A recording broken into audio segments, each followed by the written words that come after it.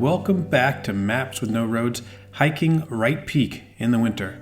And I have to say, winter is probably my least favorite hiking season.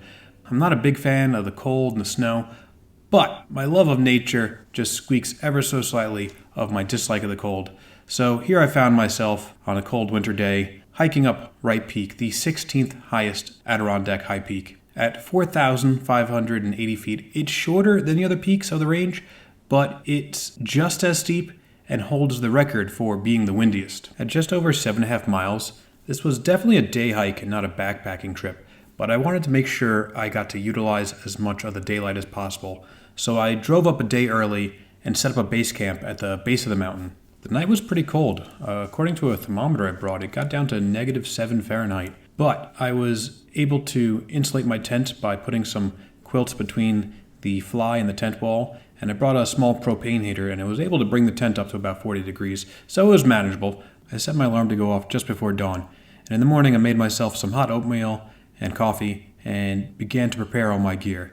I already checked my gear the night prior, but in the winter you can't be too careful. Mistakes have a way of compounding themselves in the cold. What may be a small issue on a normal hike can quickly become a life-threatening emergency in the winter in the mountains. So it's important to double, triple check that you got everything you need and everything is ready to go.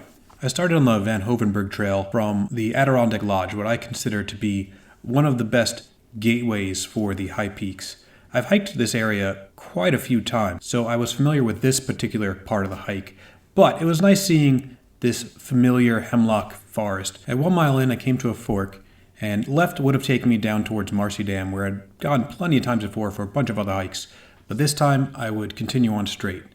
The path gradually became more and more inclined, and at about 2.5 miles in, I came to a steep snow-covered slab that took a little bit of effort to get up with snowshoes. And a little note on snowshoes, they're very much required in the Adirondacks in the winter, especially when snow becomes this deep. They not only make staying on top of the snow a lot easier, but prevent you from post-holing, meaning your foot makes a several foot deep hole in the snow, which is a huge, huge hazard for other hikers coming through. As the snow freezes over, it's easy for someone to trip over and break their ankle in that. So definitely snowshoes are a must. The crunching of the snowshoes over the top layer of snow was pretty loud, but every once in a while I would stop to catch my breath and just be surrounded in this peaceful, eerily beautiful silence. You know, the snow, it has a way of absorbing all the ambient sound. So there's this silence you don't really get except for on winter hikes. You know, there are no bugs buzzing in your ears. There's way fewer birds. So it is really quite beautiful to hike up these mountains in the winter. At about 3 miles in, I passed the frozen McIntyre Falls, and the steepness let up a bit as the trail settled into a small saddle between peaks. I noticed my water was getting kind of low and starting to freeze, so I decided to stop here and boil some snow to help it thaw out. It was well below zero, but at this point I was warming up from moving and hiking so much that I had already removed some layers. You know, hiking in the winter is a lot less about warmth management and more about moisture management. Getting too warm can be a bad thing in sub-zero temperatures. As soon as you start to sweat, you're in trouble. Once you stop moving, that sweat works against you and quickly saps away at your body heat. Being comfortably cool was the target. Having some sort of moisture-wicking base layer like merino wool is a big help. But now that I had stopped moving, I was going from comfortably cool to debilitatingly cold. So I threw on a few more layers and waited for the snow to melt in my little cook pot. I was noticing it was taking a little bit longer to boil than usual. Both the elevation and the very low temperatures causes the fuel for backpacking stoves to be far less efficient than normal. But once I got it there, I mixed the hot water with the chunk of ice that was in my Nalgene, and I got back on my way. As I climbed higher and higher, the trees were getting shorter and shorter, and I was able to turn around and get some pretty amazing views of some neighboring peaks through the branches. And at about 3.4 miles, the Wright Peak trail splits left. Continuing straight would have brought me to the second highest peak, Algonquin, and then onto Iroquois Peak beyond that.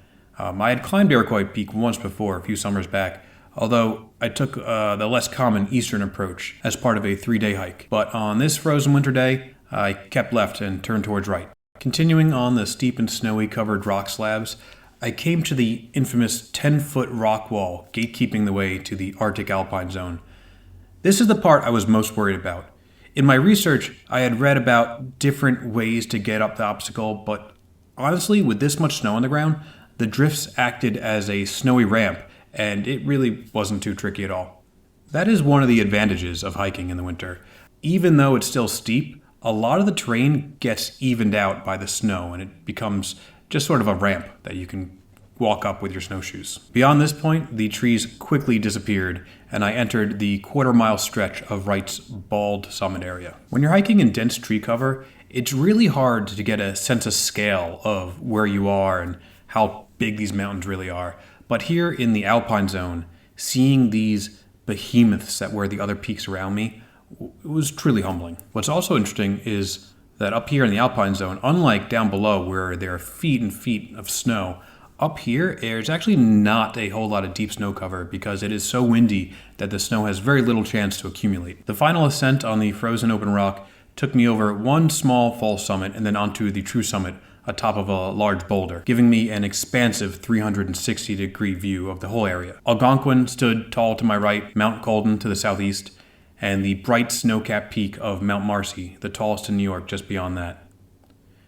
On any other hike, I probably would have hung out at the summit and had lunch there to take in the views, but the wind was picking up and my fingers and toes were beginning to sting. I would later learn that the wind chill at the summit that day reached -20 Fahrenheit. So needless to say, I did not stay up there for very long. With numbness setting in, I made my way back down the mountain with exaggerated exertion in an attempt to get the blood flowing back into my extremities.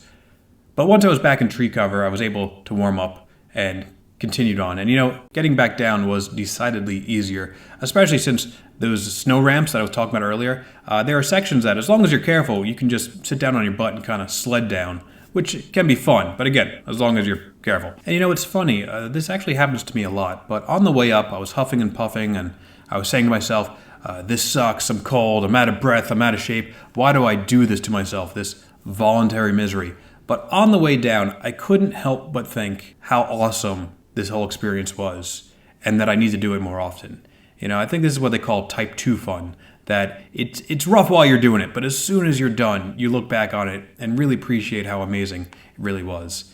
And I do think I need to get out there in the winter more often. So that was it. Wright Peak, 7.6 miles out and back, peak elevation of 4,587 feet, elevation gain about 2,300 feet.